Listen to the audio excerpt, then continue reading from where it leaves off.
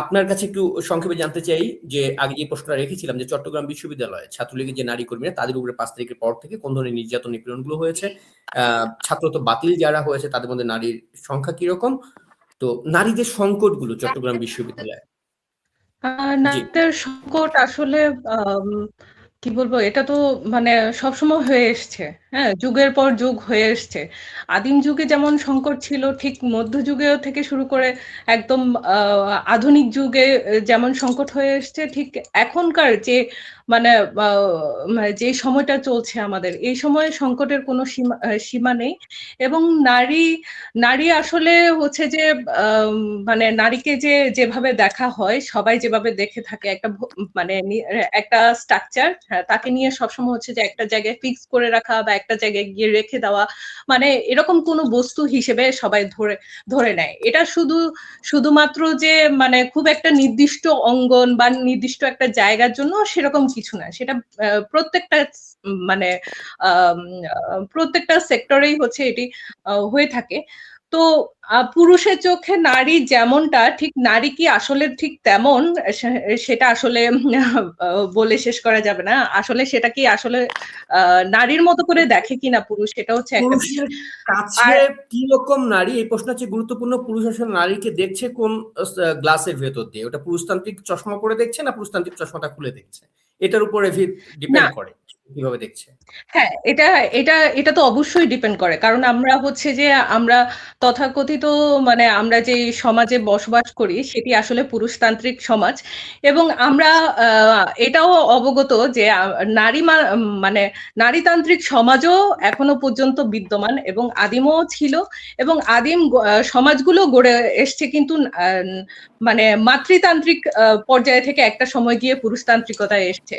তো ওই যে ধারাবাহিকতাগুলো যে এসছে সেগুলো আমরা ভুলে যাই, কারণ একটা সময় গিয়ে ওই যে নারীকে বন্দি করা বা নারীকে ভোগ করা, নারীকে একটা জায়গায় মানে রেখে দেওয়া, এই বিষয়গুলো না মানে প্রভুত্ব যে একটা বিষয় থাকে, সেই জায়গা থেকে মানে হচ্ছে পুরুষতান্ত্রিকতার সৃষ্টি। তো দুটো জাতি কিন্তু আলাদা আলাদা সত্তা, নিজস্ব স্বগরিমা নিয়ে হচ্ছে যে তারা নিজের অবস্থানকে প্রেজেন্ট করে থাকে। কিন্তু ওই একটা একটা জাতি আরেকটা জাতিকে হচ্ছে যে ডোমিনেট করা এবং তাদেরকে ছোট করে রাখার জন্য যে যত ধরনের অবলম্বন আছে সেগুলো হচ্ছে চাপিয়ে দেওয়া থেকে শুরু করে সব ধরনের অবলম্বন তারা করে থাকে।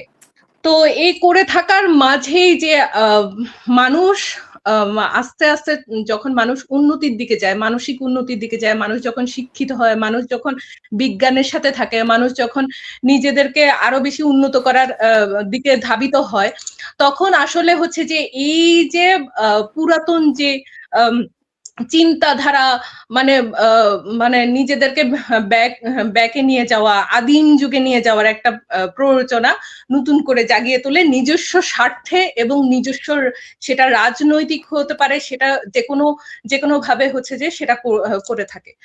তো এই এগুলো খুবই জঘন্যতম বিষয়। এগুলো হচ্ছে মানে শুধুমাত্র হচ্ছে যে কোনো একটা গোষ্ঠী না, এগুলো হচ্ছে আমাদের বৈশ্বিক যে সংকটগুলো হচ্ছে, সেটা হচ্ছে এটার একটা প্রতিফলন তো আছেই। এবং আমাদের দেশীয় অবস্থায় যেটা দেখতে পাই সেটা হচ্ছে আমাদের রাজনৈতিক যে পরিমণ্ডল, এই পরিমণ্ডলের মধ্যে আসলে মানে আমরা আসলে কিভাবে নারীদেরকে দেখছি এবং আমাদের কোন জায়গাটাতে আমাকে হচ্ছে নারীদেরকে ছোট করে রাখলে আমাকে নিজেকে একটু অন্যভাবে দেখা যাবে। হ্যাঁ, তো নির্দিষ্ট কিছু মানে উদ্দেশ্য প্রণোদিত ভাবে এবং নিজেদেরকে আধিপত্য বিস্তার করার জন্য এই কাজটা করা হয়। তো আমাদের এখানকার আমরা তো দেখছি সমসাময়িক আমাদের যেই রাজনৈতিক বলুন, সাহিত্য অঙ্গনে বলুন, কালচার মানে শিল্প সংস্কৃতি, প্রত্যেকটা জায়গায় আমরা হচ্ছে অবহেলিত হচ্ছি, নারীরা অবহেলিত হয়ে যাচ্ছে। আমার মনে হয় না মানে আমরা সামনে যেই গত 5 তারিখ 5 আগস্টের পর থেকে যেভাবে নারী উন্নয়নকে যেভাবে হচ্ছে যে একদম মানে সে নিঃশেষ করে দেওয়া, একদম মানে ধূলিসাৎ করে দেওয়া, নারী বের হতে পারবে না, নিজের পছন্দের পোশাক পরতে পারবে না, এবং নারী নারী ঘরে আমি আমি সবসময় ফাল্গুনী, বন্দি এই অবস্থায় ইস্যুটা থাকবে। নিয়ে আপনার জন্য একদম স্পেসিফিক প্রশ্নই রয়েছে এই টপিকটায় আমার। আপনি আমাকে চট্টগ্রাম বিশ্ববিদ্যালয়ের ছাত্রীদের উপর নির্যাতনের একটা ধারণা দিন এই মুহূর্তে। তারপরে আমি ওইটাকে একেবারে আলাদা একটা প্রশ্ন হিসেবে আপনাকে দিচ্ছি এরপরে। চট্টগ্রাম বিশ্ববিদ্যালয়ে আমি হচ্ছে যে যখনই হচ্ছে যে রাজনৈতিক ভাবে আমি যখন যুক্ত হই, তখন তার আগে থেকে মোটামুটি আমার হচ্ছে একটা পরিচিত সবার সাথে একটা ভালো বন্ডিং, আন্ডারস্ট্যান্ডিং, মানে এগুলো মানে ছাত্রছাত্রী এবং সবাই আমাকে একটু পছন্দ করতো। তো সেই জায়গা থেকে যখন আমি আস্তে আস্তে নিজেকে একটু পরিধি বাড়ালাম, আমি একটু থিয়েটার করতে গেলাম, আমি একটু কবিতা কবিতা নিয়ে চর্চা করতে গেলাম। হ্যাঁ, তখন ওই জায়গাগুলোতে মানুষ তখন হচ্ছে যে আমার মানে যেটা আমি মনে করি আমার প্রিয় সংগঠন বাংলাদেশ ছাত্রলীগ, ছাত্রলীগের যারা আছেন তারা মনে করেছেন যে আমাকে হচ্ছে তাদের উপযুক্ত একজন কর্মী হিসেবে রাখতে পারেন, এবং আমিও স্বপ্রণোদিতভাবে হচ্ছে যে আমি ছাত্রলীগে আমি হচ্ছে অংশগ্রহণ করি এবং সকল ধরনের সাংস্কৃতিক কার্যক্রম এবং সাংস্কৃতিক জায়গাগুলোতে আমি বিচরণ করা শুরু করি। এবং আমরা ওখানে হচ্ছে আপনি তো জানেন যে আমাদের চট্টগ্রাম বিশ্ববিদ্যালয় একটি শিবির অধ্যুষিত একটি মানে জামাত শিবির অধ্যুষিত একটি বিশ্ববিদ্যালয়, এবং সেখানকার পরিবেশটা এত হচ্ছে, আমি নিজের বিশ্ববিদ্যালয় নিয়ে আমি হচ্ছে কোনো কিছু বলতে চাই না, মানে খারাপ কোনো কিছু বলার আমার কোনো ইচ্ছেও নেই, তারপরেও দিন শেষে এটাই বলতে হয় যে একটা বিশ্ববিদ্যালয় যেরকম একটা পরিবেশ পাওয়া উচিত, যে বিশ্বমানের যে বিশ্ববিদ্যালয়, সেই বিশ্ববিদ্যালয়টা পরিবেশটা শুধুমাত্র হচ্ছে যে এই নিচু মনা মন মানসিকতার মানুষদের হচ্ছে চারপাশে যে একটা নিজেদেরকে হচ্ছে যে গ্রামীণ যে একটা মানসিক অবস্থা ধরে রাখার জন্য তারা এগুলো করে থাকে। তো সেখানে হচ্ছে আমরা যখন আমরা পড়াশোনা করি তখন আমাদের বিশ্ববিদ্যালয়ের বিভিন্ন আমাদের সাবেকরা যারা আছেন তারা বিভিন্নভাবে নির্যাতিত হন, এবং তখনকার সময়ে যখন সাবেকরা শুরুর দিকে অনেক শিবিরের নির্যাতনের শিকার হন, তো ওই সময় হচ্ছে মানে যখনই যে মানে বিশ্ববিদ্যালয়কে একটি মানসম্মত বিশ্বের উন্নত জায়গা উন্নত দেশগুলোর বিশ্ববিদ্যালয়ের মানসম্মত যখন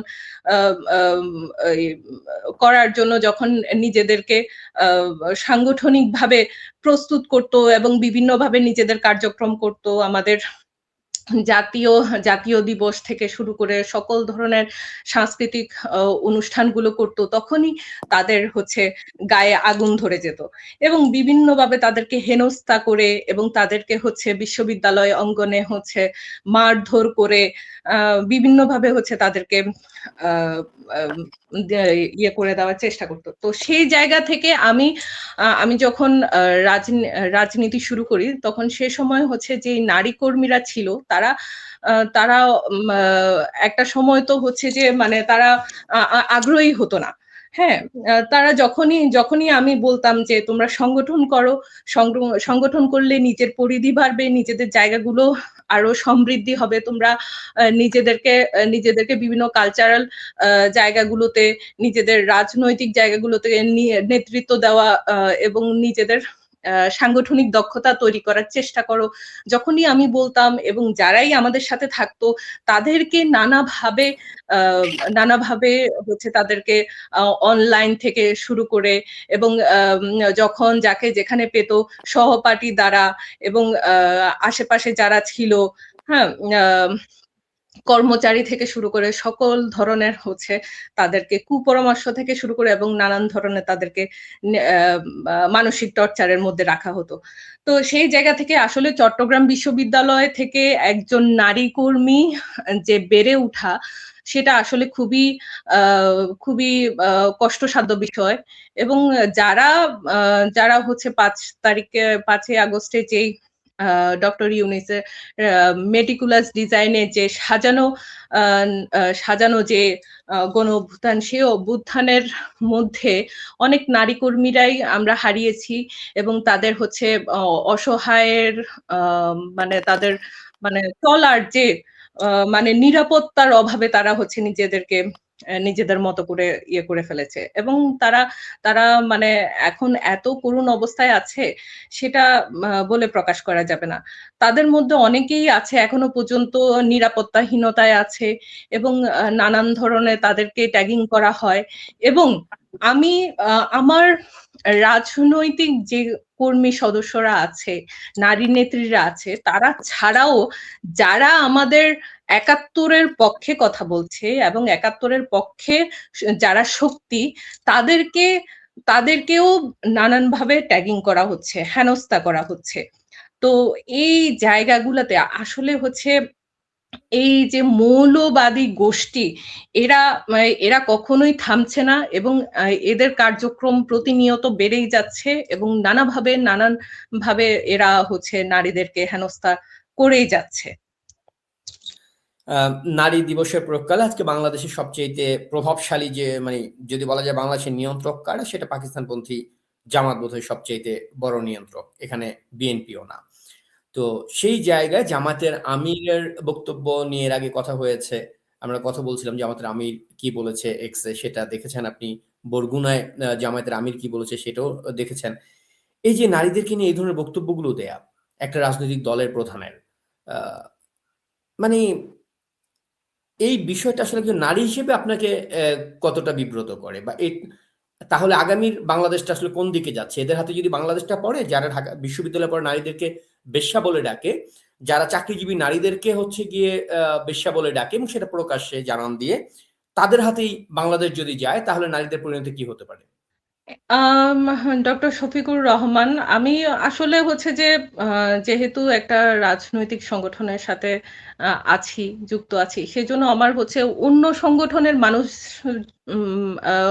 ব্যক্তিবর্গকে আমার সম্মান জানানো এটা খুবই ইয়ার বিষয়, মানে স্বাভাবিক বিষয়। কিন্তু মানে আমি এতটাও সম্মান করতে পারি না যেখানে হচ্ছে মানে আমি যার দ্বারা হচ্ছে যে মানে আমার দেশের মানুষ, আমার নারী সমাজ, আমার নারীরা আমার ক্ষতিগ্রস্ত হবে এবং তাদের কোনো একটা বক্তব্যে আমার নারী সমাজ, আমি আমি যেহেতু হচ্ছে একজন নারী হিসেবে আমি খুবই মানে বিব্রত বোধ করছি।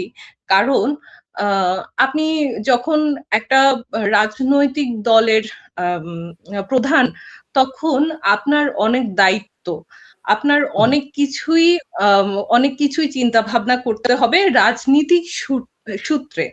তো আপনি মতাদর্শের কথা বাদই দিলাম, বুঝলাম ওনার মতাদর্শ ভিন্ন কিছু, কিন্তু দিন শেষে উনি কার কাছে যাবেন, কার কাছে ভোট চাইতে যাবেন? উনি দিন শেষে যাবেন জনগণের কাছে, মার কাছে, বোনের কাছে। উনি মা বোনের কথা বললেন, হ্যাঁ, তো মা বোন বলে এই যে নারীদেরকে পিছিয়েও দিচ্ছেন এবং তাদের কাছে ভোটও চাচ্ছেন, আবার নারীদেরকেও পাঠাচ্ছেন, ঘরে ঘরে পাঠাচ্ছেন।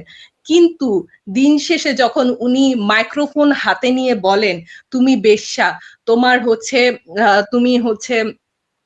তুমি হচ্ছে তোমার কাজই হচ্ছে যে বেশ্যাবৃত্তি, তাহলে তাহলে সেখানে তো ওই ওই ব্যক্তির হচ্ছে যে ওই রাজনৈতিক যে যতটুকু অবস্থান সেটা একেবারেই শোভা পায় না। এবং তাকে আমি জানি না আমাদের এই যে বাংলাদেশের মানুষ কিভাবে তাকে সহ্য করছেন, কিভাবে তাকে এভাবে হচ্ছে একটা রাজনৈতিক সংগঠন বলে, যে তথাকথিত রাজনৈতিক সংগঠন বলে বেড়ায়, যে আসলে কি এটা রাজনৈতিক সংগঠন নাকি জঙ্গি সংগঠন, নাকি আমাদের দেশের সংস্কৃতি নষ্টকারী সংগঠন, নাকি আমাদের দেশের নারীদের হেনস্থাকারী সংগঠন?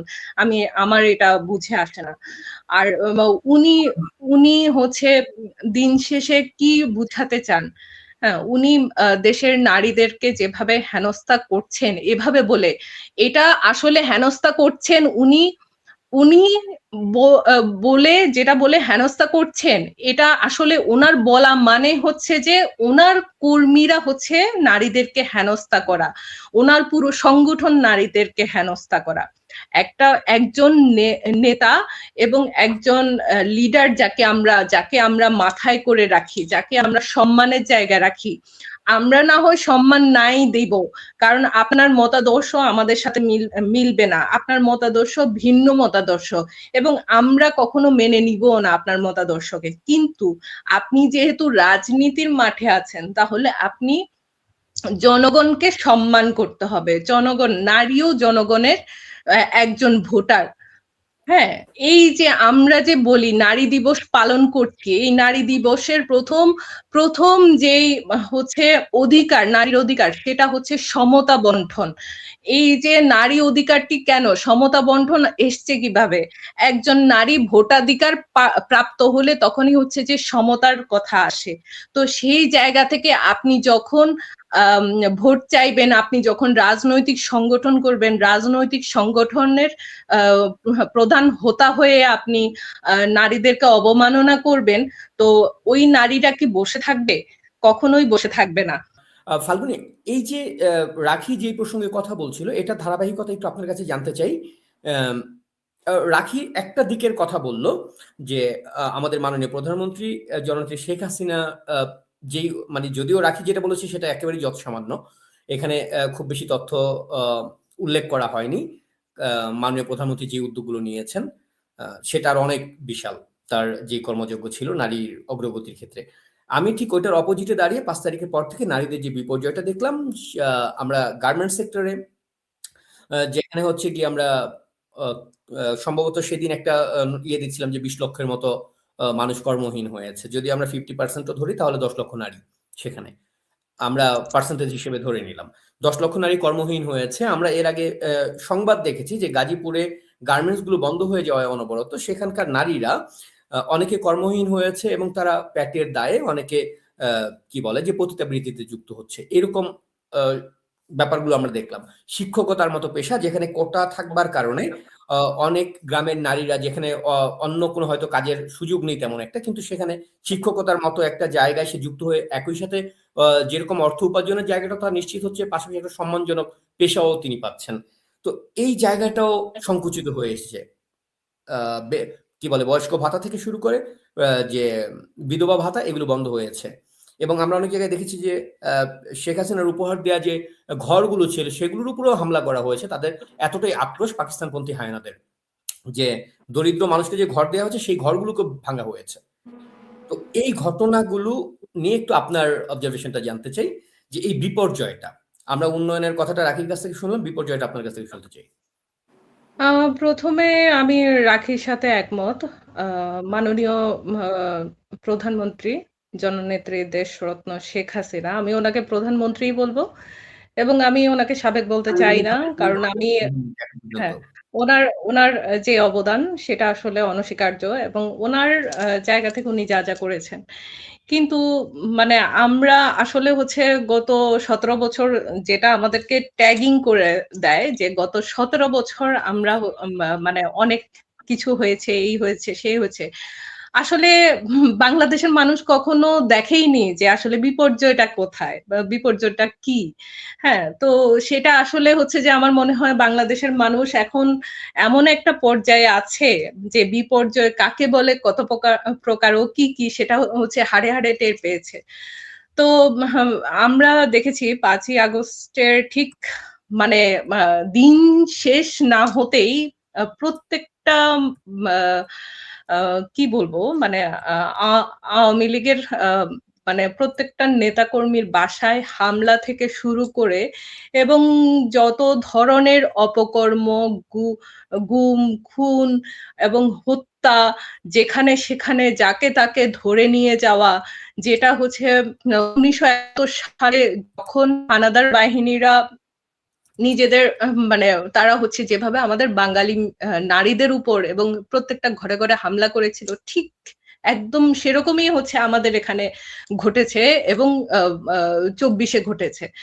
তো আমার কথা হচ্ছে যে ওনারা যেটা মানে ডক্টর ইউনূস সহ যে সমন্বয়ক গোষ্ঠী সহ যে মব বাহিনী যারাই হচ্ছে যেগুলো করেছে, এবং যে মানে পাকিস্তানি পন্থী যারা আছে তারা তারা হচ্ছে যে মানে তারা নিজেদের মানে ক্ষমতায় যাওয়ার যে লিপ্সা, এই লিপ্সার জন্য তারা এত পাগল হয়ে গেছে এবং এত অন্ধ হয়ে গেছে, এবং গত 56 বছরে যে ক্ষুধা, সেই ক্ষুধা নিবারণ করেছে এই 24-এ এসে।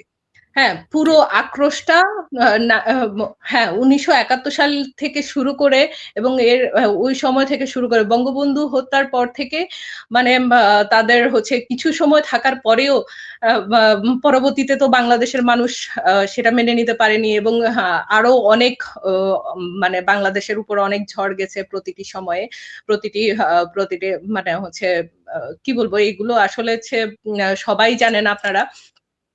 তো এখনকার যে পরিস্থিতি, এই পরিস্থিতিতে আসলে মানুষের যে করুণ অবস্থা অর্থনৈতিকভাবে, এটা পুরোটাই হচ্ছে যে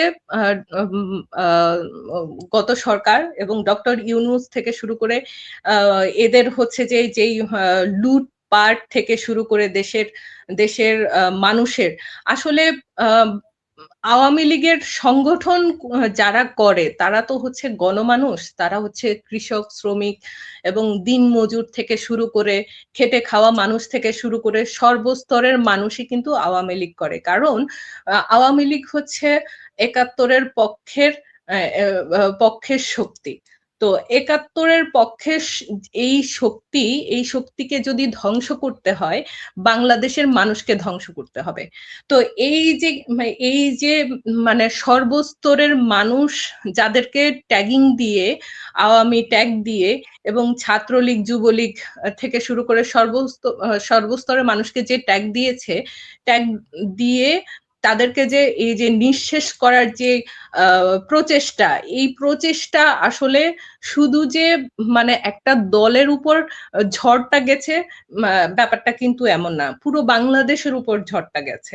এবং প্রত্যেকটা ঘরে ঘরে আপনি যদি খোঁজ নেন, প্রত্যেকটা ঘরে ঘরে কারো না কারো এই সমস্যাটা হয়েছে, এবং যে কোনো ভাবে ট্যাগিং এর শিকার হয়েছে, মবের শিকার হয়েছে। তারা তারা ঘরে যেতে পারছে না, ঘর ছাড়া, তারা বিভিন্নভাবে হচ্ছে লুকিয়ে আছে, এবং তাদেরকে এবং চাকরিচ্যুত থেকে শুরু করে, এবং বিভিন্ন আমাদের যে অর্থনৈতিক অবস্থাকে একদম ভঙ্গুর অবস্থায় নিয়ে গেছে। তো এই অর্থনৈতিক অবস্থা যখন আপনি একটা পুরো দেশের সার্বিক অবস্থা, অর্থনৈতিক অবস্থাকে যখন হচ্ছে যে আপনি ক্র্যাক করে ফেলবেন, তখন তো আসলে মানে আপনার তো যে অর্থনৈতিক যে আমাদের বাণিজ্য, এই বাণিজ্য কখনোই ঠিক হবে না। এবং আপনি যখন এই কাজগুলো দেশের মধ্যে যে এই জঙ্গি হামলাগুলো করতে থাকবেন, অনর্গল করতে থাকবেন, তখন বাইরের কান্ট্রিগুলো কখনোই আপনাকে স্বাভাবিকভাবে নেবে না, এবং আপনার সাথে কখনোই বাণিজ্যিক লেনদেনও করবে না, এবং কোনো কিছুই করবে না। এবং এটা শুধুমাত্র যে দেশের অবস্থায়, দেশের যে মানুষ যে বিপর্যয়ের মধ্যে পড়েছে সেটা কিন্তু না, আমাদের প্রবাসী ভাই বোন যারা আছে তারাও নানানভাবে মানে বিদেশিদের দ্বারা হেনস্থা হয়েছে, বিভিন্ন ভাবে হচ্ছে তাদেরকে ট্যাগিং করা হয়েছে যে আপনারা ভালো না, আপনারা জঙ্গি, আপনাদের দেশের মানুষ জঙ্গি, আপনারা কোনো কিছুই মানে আপনারা যেখানেই যাবেন সেখানে হচ্ছে চুরি ডাকাতি এগুলো করবেন এবং লুটপাট করবেন। তো আপনাদের মানে বিশ্বস্ততার যে জায়গা, আন্তর্জাতিক পর্যায়ে যে একটা শান্তি এবং তাদের আন্তর্জাতিক যে একটা সম্পর্ক, সেই সম্পর্কটা পুরোটাই নষ্ট করে ফেলেছে। এবং এটি করার ফলে আমাদের দেশীয় যে শিল্প ব্যবস্থা, এই শিল্প ব্যবস্থা পুরোটাই হচ্ছে যে ভেঙে পড়েছে, এবং ভেঙে পড়েছে সেটা তো ঠিকই আছে, মানে ভেঙে ফেলে এবং আমাদের যা রিজার্ভ ছিল সেটা থেকেও হচ্ছে যে লুটপাট করেছে। হ্যাঁ, সেখানেও তারা নিজেরা আত্মসাৎ করেছে, টাকা আত্মসাৎ করে বাইরে পাচার করেছে এবং বিভিন্ন দেশে নিজেদের নিজেদের যে এই যে সরকার তাদের সরকারটা যাওয়ার আগেই হচ্ছে তারা পালানোর একটা প্রচেষ্টা করছে। তো পালাতেও পারছে না, কারণ দেশের মানুষ তো আসলে এত বোকা না। দেশের মানুষ হচ্ছে সে দলের আগে হচ্ছে যে নিজের দেশ সবাই চিন্তা করে, আমরাও চিন্তা করি। আমাদের আওয়ামী লীগ হচ্ছে মানেই হচ্ছে বাংলাদেশ, বাংলাদেশ মানে আওয়ামী লীগ। তো এই আওয়ামী লীগের যে মানে যে এটি আসলে কোনো ব্যক্তি বা শুধু আমি বলছি বিধায় আমি একজন ট্যাগিং হয়ে গেছি, ব্যাপারটা এমন না। আপনি একদম প্রত্যন্ত অঞ্চলে যান, দেশের একদম প্রত্যন্ত অঞ্চলে আপনি যখন একদম কোথায় যাবেন, আপনি সমুদ্রে যান, আপনি না হয় আপনি পাহাড়ে যান, যেখানেই যাবেন সেখানে আওয়ামী লীগ আছে এবং তারা আওয়ামী লীগকে ভালোবাসে, জনগণ আওয়ামী লীগকে ভালোবাসে, কারণ আওয়ামী লীগ সবসময় হচ্ছে যে মানে দেশের মানুষের জন্য পাশে থাকে, দেশের মানুষের সুখে দুঃখে সবসময় আসছি এই ব্যাপারে। ধরুন আমি একটা কথা বলি, অনেকে বলে যে বাংলার সাধারণ মানুষের মানে ভেতরে মিশে গেছে আওয়ামী লীগ, এরকম একটা কথা বলা হয় যে সাধারণ মানুষের রক্তের ভেতরে মিশে গেছে আওয়ামী লীগ। আমি বলি যে এটা না, কারণ সাধারণ মানুষের রক্তের ভেতরে আওয়ামী লীগ মিশে যায়নি, সাধারণ মানুষের রক্তের ভেতর থেকে আওয়ামী লীগ জন্মাইছে। আওয়ামী লীগের জন্মই গণমানুষের ভেতর থেকে। অতএব গণমানুষের ভেতরে আওয়ামী লীগের যাবার কিছু নেই, গণমানুষই আওয়ামী লীগ, আর আওয়ামী লীগই গণমানুষই আওয়ামী লীগ। আমি তো বলেছি যে প্রথমে কৃষক শ্রমিক যারাই আছেন সবাই আসলে হচ্ছে যে আওয়ামী লীগ। হ্যাঁ, যে বঙ্গবন্ধু শেখ মুজিবুর রহমান যে বাকশাল করেছেন সবাইকে নিয়েই করেছেন, তাই না?